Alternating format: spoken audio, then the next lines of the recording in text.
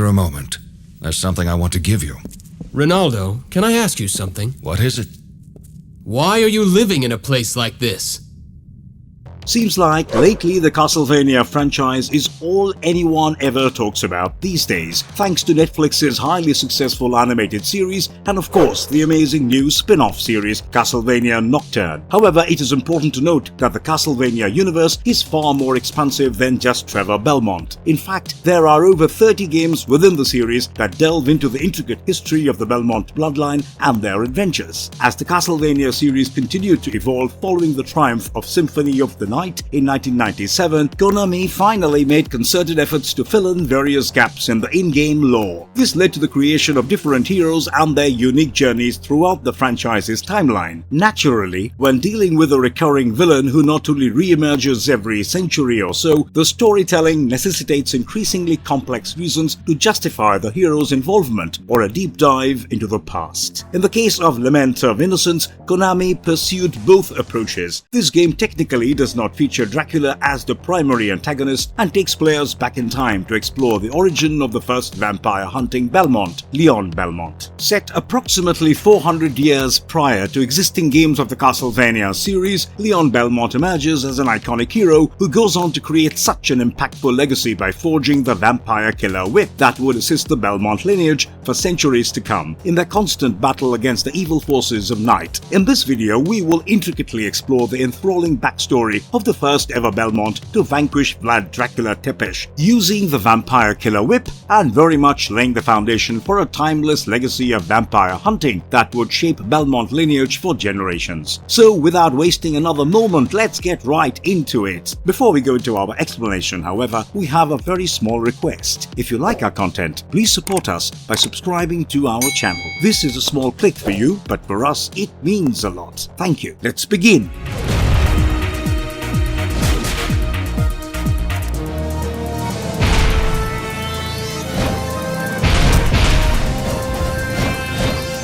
Who is Leon Belmont? How did he become the first vampire hunter of the Belmont clan? The story of the first vampire hunting Belmont unfolds in the 11th century European setting, a time when knights were not only protectors of their lords, but also the champions of peace, who waged battles against perceived heretics in the name of God. Now, Leon Belmont's life was never really easy. Born in 1072, Leon found himself orphaned at a very tender age, but he somehow defied the odds by becoming a knight at the remarkably young age of 16. His combat prowess was unmatched, making him a powerful force on the battlefield. In the company of other knights, Leon formed an unassailable team alongside his close friend Matthias Kronqvist, who was a genius tactician. Their exceptional combat skills and strategic acumen rendered their platoon invincible. It felt like Leon's swordsmanship and Matthias's intelligence was indeed a match made in heaven. However, their unbreakable bond faced a severe test when Matthias, heartbroken and bedridden following the tragic loss of his wife Elisabetha, could no longer stand by Leon's side. The turning point in Leon's life occurred a year later, when monstrous creatures began assaulting his domain. The church, however, forbade him from intervening, as their sole focus was on combating the heretics in the ongoing war. It was during this trying period that Matthias revealed a dire truth to Leon, that his beloved fiancée, Sarah Trantoul, had been kidnapped by a vampire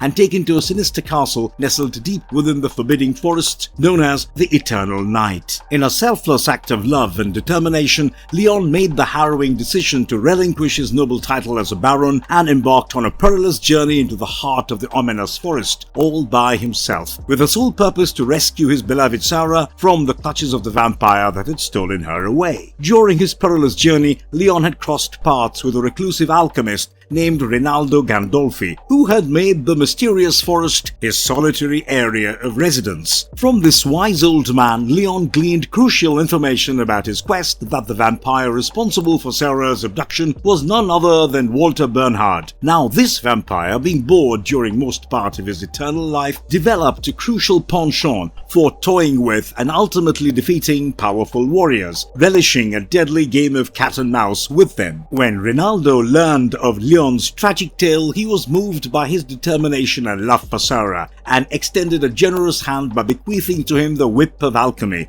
a weapon infused with the potent powers of alchemy. Additionally, the alchemist also augmented Leon's gauntlet, granting it the unique ability to absorb all forms of magical attacks. Before sending Leon off to meet his fate, Ronaldo shared his invaluable insight, cautioning that the path to confronting Walter involved overcoming 5 guardians who zealously protected the vampire's inner sanctum. As Leon forged ahead towards the looming castle, he had to go through many threatening and precarious areas, ranging from a lab to a haunted theater, deep caverns, dangerous dungeons, and last, a lethal garden full of gross creatures and venomous plants. Leon also faced these 5 guardians one by one. These adversaries included Joachim Armster, a vampire imprisoned by Walter for his rebellion, the menacing Medusa, a creature capable of turning its victims to stone, and a cunning succubus who tried to deceive Leon by assuming the guise of Sarah. Regularly returning to Ronaldo from time to time, Leon acquired essential knowledge and invaluable assets, including revelations about the whip's incomplete state, the significance of the ebony and crimson stones, and the heartbreaking story of how the alchemist lost his own daughter Justine to the clutches of vampirism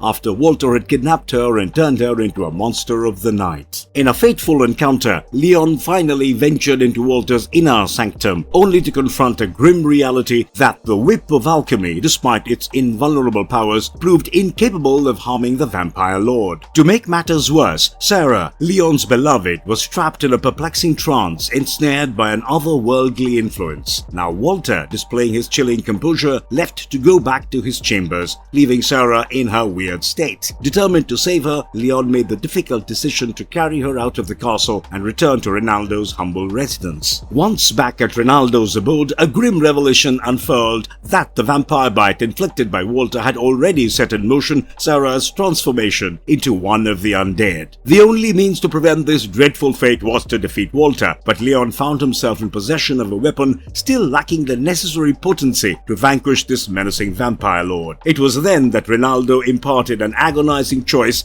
that Leon had to end Sarah's life and capture her soul within the whip, a necessary sacrifice that would infuse it with the power required for the task of defeating Walter. Naturally, the young warrior hesitated, torn by the heart-wrenching dilemma of either killing his beloved and saving her from a monstrous eternity, or letting her live for the sake of it. Unexpectedly, Sarah, who had overheard the conversation, emerged from the shadows. Fully aware of the sacrifice that lay ahead, she selflessly volunteered to give her life to empower the whip. Initially hesitant, Leon ultimately acceded to her heart-rending plea, binding her soul to the weapon that would come to be known as the Sacred Vampire Killer. With heavy hearts, they buried Sarah's earthly remains outside of Ronaldo's sanctuary. Following this, Leon, now armed with the empowered whip, embarked on his final mission to confront and vanquish Walter once and for all, in a bid to rescue Sarah's immortal soul from the darkness that had ensnared her. In the grandeur of the castle's throne room, Leon faced Walter for the ultimate and decisive confrontation. Armed with the empowered vampire killer whip, he shattered the ebony stone that shielded the vampire, initiating a fierce battle that would determine the fate of Sarah and the world. Using his whip, Leon Belmont did the impossible by ultimately defeating Walter Bernhard. Matthias, you abandoned humanity? That's right. By becoming a vampire, I obtained eternal life. Leon Belmont was betrayed by his own best friend, who later went on to become Dracula. During Leon's climactic clash with Walter Bernhard, an unexpected and chilling presence materialized in the form of Death, the relentless Reaper. In a swift and eerie act, Death extracted Walter's malevolent soul, transferring it to the Crimson Stone, a moment that revealed the underlying truth of the sinister plot that had been unfolding. As all these events played out, Matthias, Leon's once close friend, emerged as the possessor of the Crimson Stone. Now, it should be noted that the Crimson Stone was one of the most coveted treasures of the vampire realm, after the Ebony Stone. What makes the Crimson Stone extraordinary was its ability to ensnare the potent soul of a powerful vampire, channelizing this essence to bestow immense power upon its possessor. However, this coveted artifact bears a sinister curse in the form of the dreaded affliction of vampirism, and anyone who claimed it was destined to undergo this harrowing transformation, forfeiting their humanity in the process. For an extended period period, both of these enigmatic stones were believed to have been lost to the annals of history. Little did anyone know that Matthias Kronqvist was orchestrating the resurrection of the Crimson Stone. Gradually, it became chillingly apparent to Leon that Matthias was the one orchestrating these events all along, manipulating everyone, including Walter, to obtain his soul and empower the Crimson Stone. He did not even flinch before manipulating his best friend or leading Sarah to her doom, using all of them as pawns in his elaborate scheme. Now, Matthias had always believed in God and fought all his life in the name of the Maker, but he completely lost his faith after Elisabetha met her untimely demise. He believed that God had separated him from the love of his life, so his motivations were driven by a deep-seated desire for vengeance against the Almighty, who apparently rejoiced at the fragility of human life. To challenge God's will and defy his rules for mortality, Matthias had forsaken his humanity and defied the limitations of mortal life. Now, an entity consumed by dark purpose, Matthias extended an unsettling offer to Leon with an invitation to join him in his quest for retribution, as Leon too underwent the same tragic fate as him. However, Leon, unwavering in his determination and resolute in his promise to Sarah, steadfastly declined, calling him a trepid fool. He tried to tell his former friend that Elisabetha would never have approved of this and that Leon would rather die than spend an eternity without his beloved. Matthias, realizing that his friend could not be swayed from his path, departed, leaving Leon to confront death itself. In the face of this dire challenge, Leon emerged victorious, using his vampire killer whip to temporarily vanquish death after a tedious battle. With an unwavering resolve, he imparted a message to death which declared a grim warning to Matthias. Before death vanished into thin air, Leon Belmont affirmed that as long as his clan is alive, time and again they would hunt Matthias down and use their vampire killer to eviscerate him till his unwavering determination to remove Dracula's existence from the face of the earth is finally met. As their battle reached its zenith, the castle began to crumble and disintegrate. Against all odds, Leon Belmont effortlessly managed to escape the crumbling fortress, emerging into the daylight as the sun began to rise, bringing an end to the harrowing journey and casting hope on a new day. Overall, the quest to vanquish Matthias, commencing a perpetual battle against the forces of evil, signifies the inception of the everlasting struggle undertaken by the Belmont family throughout the Castlevania timeline. The legacy of the vampire killer whip endures through the generations as the descendants of the Belmont clan persistently grapple with the unrelenting forces of malevolence, as their unyielding commitment to this ceaseless fight embodies a profound and enduring dedication to preserving the world from the clutches of darkness.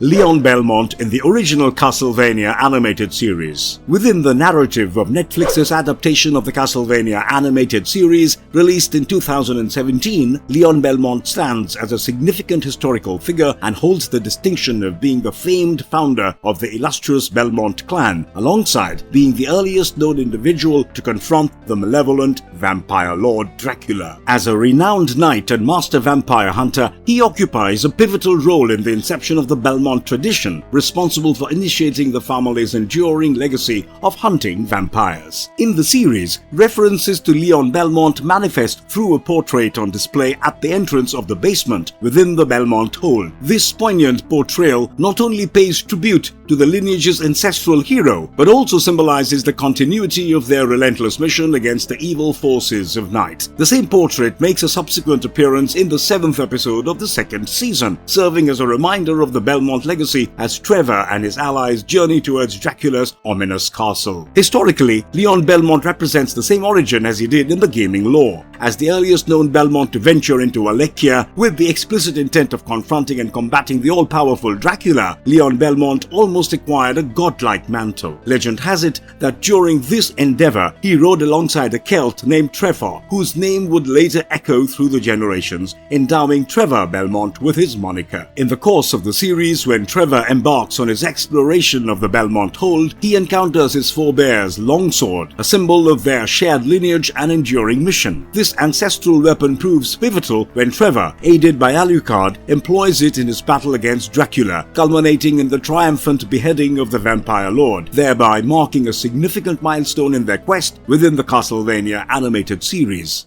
Marvelous verdict. Although we do wish that the Netflix adaptation had given the Leon Belmont's character more screen time in some sort of past flashback moment, his intricate depiction of Castlevania Lament of Innocence truly satisfied our curiosities regarding the origin of the iconic Belmonts in the vampire killing business, amidst the franchise's immensely confusing and convoluted timeline. Maybe Castlevania Nocturne will take a walk 400 years down the memory lane? Or maybe we are just expecting way too much from the show. What do you think? Let us know in the comment box below. And if you liked our content, don't forget to leave a like and subscribe to us if you haven't already. Have a good one and be safe. Thanks everyone.